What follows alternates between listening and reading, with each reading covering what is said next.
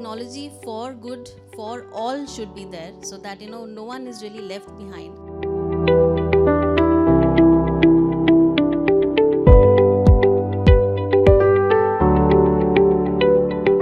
मैं corporate CSR initiatives की और हमारे ऑन ग्राउंड सिचुएशन की बात करूं, तो चाहे हम टेक्नोलॉजी की बात कर रहे हैं इट्स सोशल गुड के लिए, but is that social good for all still there for everyone? I think that is still a divide.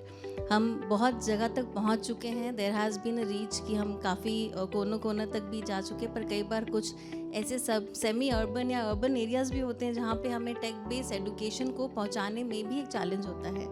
Issues की भाई बिजली नहीं आ रही है, तो अगर आप टेक पहुंचा दे रहे हैं पर वहाँ बिजली नहीं है तो आपका काम कैसे करेगा? तो वाइल वी से कि technology of course can be scaled up and really create an impact, तो मुझे लगता है technology for good for all should be there, so that no one is really left behind.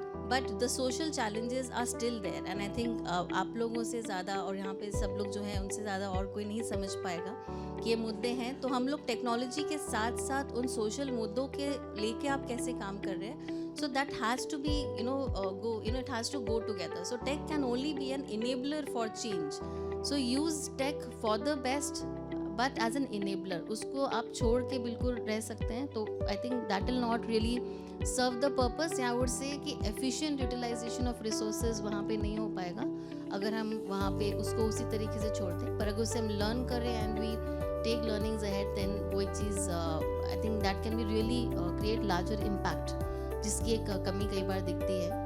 So how can we make it more inclusive as a technology and enable it for everyone? So inclusive and for all, I think I would say is my thought जब मैं इस मुद्दे के बारे में सोच रही थी.